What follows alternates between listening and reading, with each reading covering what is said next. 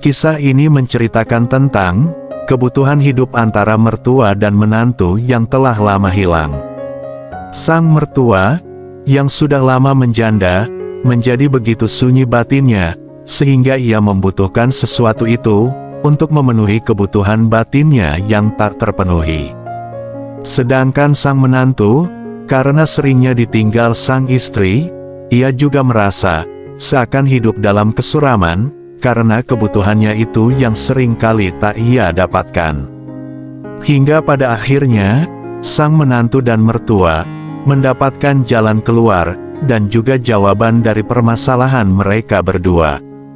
Okelah, mari kita simak kisah yang bisa membuat gejolakan dalam batin para penonton.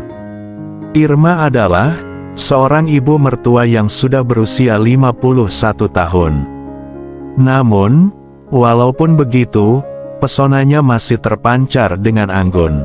Kulitnya terlihat sehat dan bugar, berkat perawatan yang dilakukan olehnya. Sorot matanya memancarkan ketegasan seorang wanita mandiri. Namun, di balik itu semua, ada kehampaan yang selama ini ia rasakan setelah suaminya meninggal 5 tahun lalu. Sekarang, Irma tinggal dengan anak sematawayangnya dan juga sang menantu di rumah milik Irma.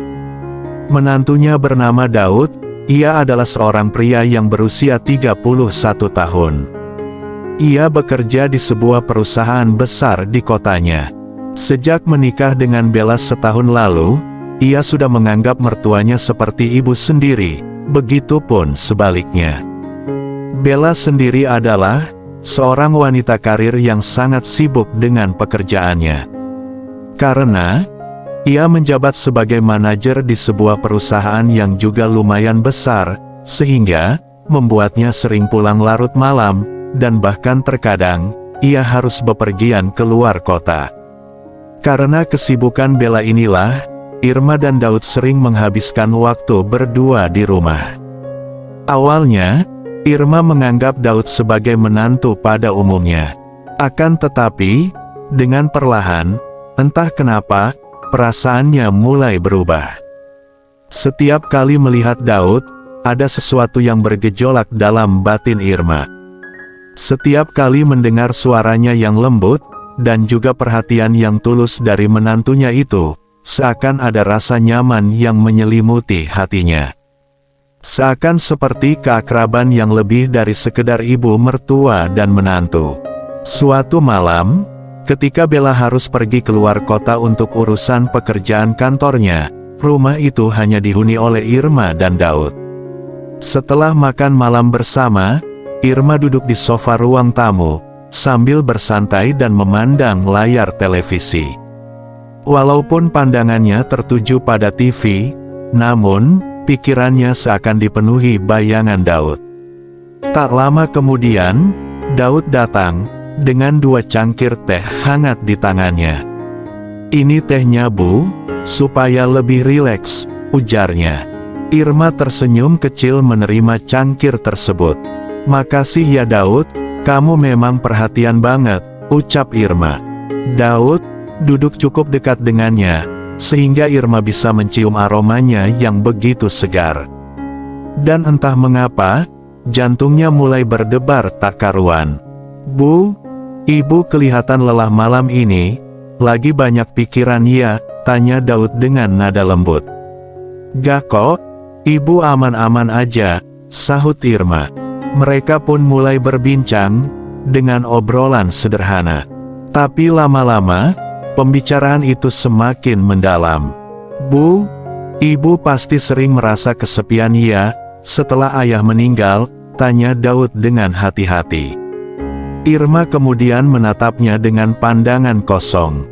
"Awalnya, emang sulit, tapi Ibu berusaha terbiasa, apalagi sekarang, ada kamu dan Bella yang tinggal di rumah, rasanya tidak terlalu begitu sepi," jawab Irma dengan tersenyum. "Saya senang bisa menemani Ibu," ucap Daud.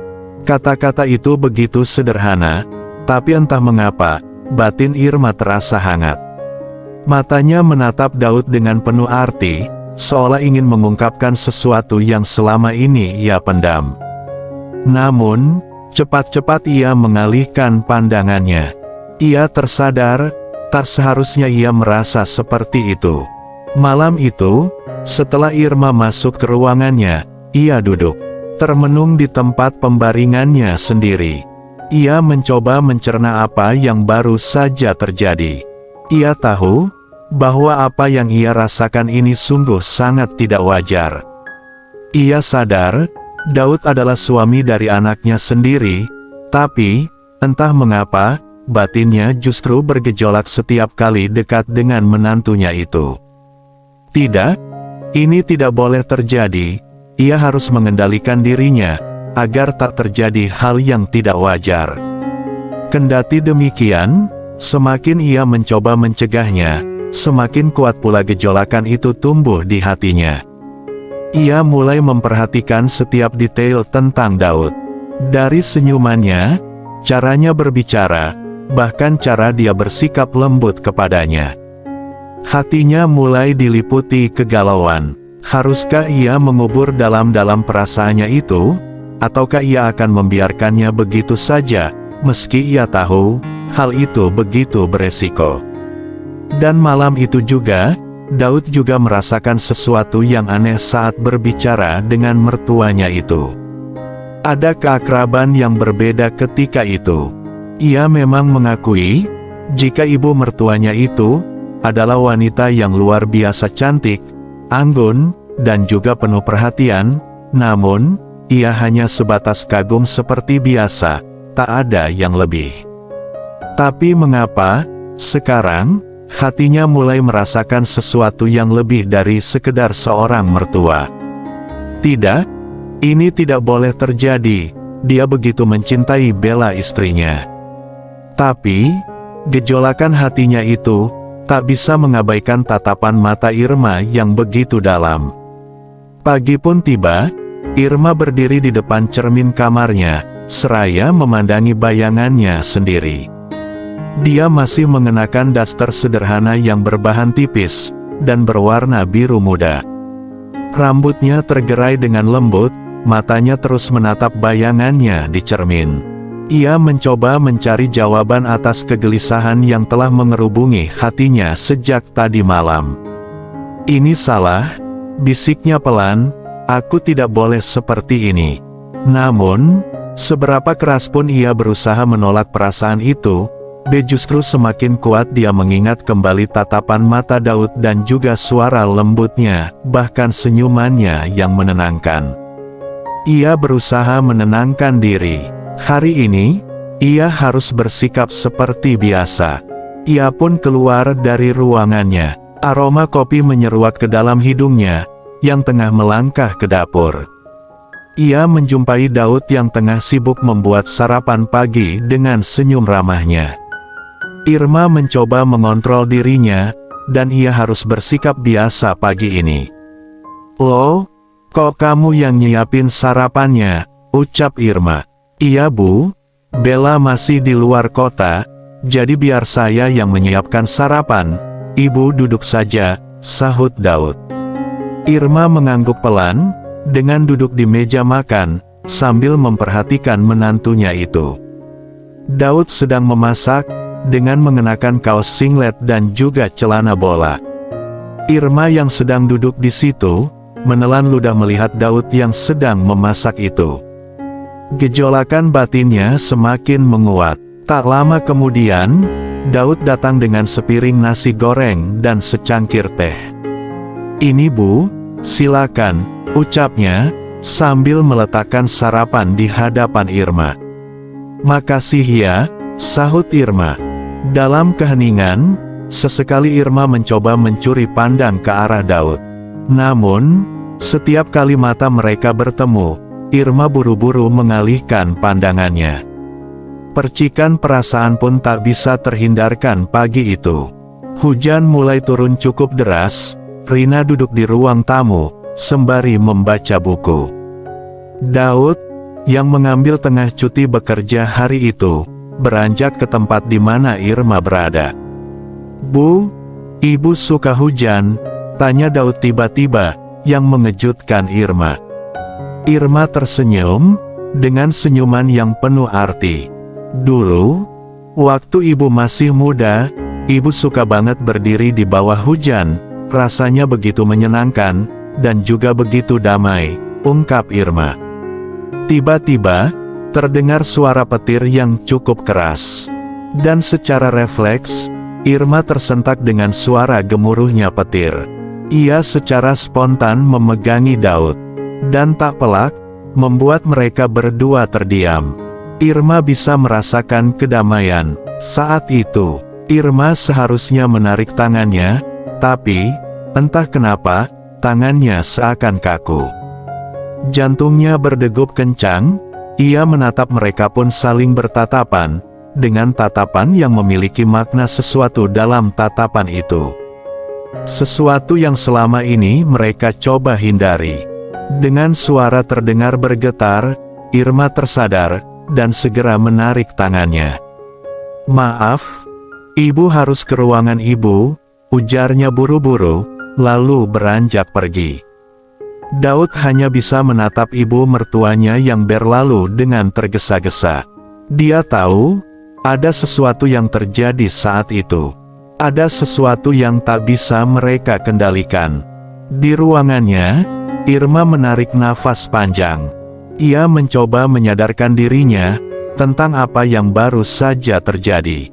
Ia menutup mata rapat-rapat, berusaha menenangkan dirinya. Ini sungguh tak boleh terjadi, ia harus menghindari menantunya itu. Tapi, bagaimana bisa ia menghindarinya, sedangkan mereka tinggal serumah? Saat malam tiba, ia masuk ke ruangannya lebih awal, dan mengunci pintu. Namun, pikirannya terus melayang-layang. Tak ubah dengan Daud, ia pun merasakan kegelisahan yang sama.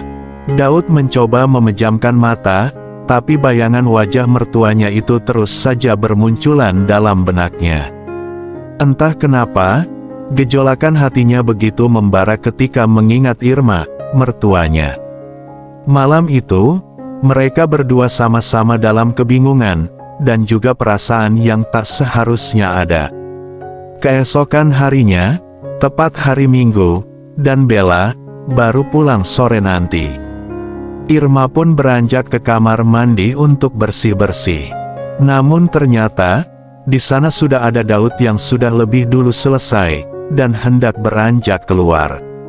Irma, dengan hanya ada kain yang tak mampu menghalangi keseluruhannya, sehingga membuat sesuatu itu sedikit mengintip dari persembunyiannya, membuat Daud menelan ludah, dan batinnya begitu bergejolak, ketika melihat mertuanya itu menghampirinya. Ditambah lagi, belakangan ini, ia sangat jarang mendapatkan haknya dari Bella, istrinya. Mereka berdua hanya terdiam, namun, yang membuat Daud tak percaya ialah, Irma, seakan seperti tak mencoba mencegah fokus Daud kepadanya. Daud pun segera beranjak ke ruangannya, dengan hati yang penuh gejolakan. Begitu pula dengan Irma, ia terkejut dengan kondisi Daud, yang juga hanya ada handuk, sehingga, ia bisa melihat gejolakan sesuatu itu dari Daud. Setelah semua selesai, Irma pun sudah rapi. Ia pun beranjak ke meja makan. Dan seperti biasa, Daud sudah lebih dulu di sana. Kemudian ia menawarkan kopi untuk Irma. Irma mengangguk dengan cepat dengan tersenyum. Saat ia menyerahkan kopi tersebut, tangan mereka saling bertemu. Walau hanya sesaat, tetapi cukup untuk membuat aliran listrik menjalar ke seluruh tubuh. Aroma wangi Irma semakin membuat Daud sulit berpikir jernih. Keadaan pun menjadi canggung antara mereka berdua. Kemudian, entah kenapa, Irma, yang sudah tak sanggup lagi membendung gejolakan batinnya, kemudian dengan nekat mengungkapkan perasaannya. "Daud, ibu mau ngomong sesuatu sama kamu." "Ngomong apa, Bu?" sahut Daud dengan sedikit canggung. "Daud, ibu tahu ini sangat salah, dan juga melewati norma yang ada, namun, ibu tak bisa lagi membendung perasaan ini terhadapmu. Entah kenapa, saat ibu ada di dekatmu, ibu selalu merasa nyaman. Daud, mungkin ini permintaan ibu yang pertama dan terakhir kalinya, ucap Irma. Memangnya apa permintaan ibu? Tanya Daud penasaran.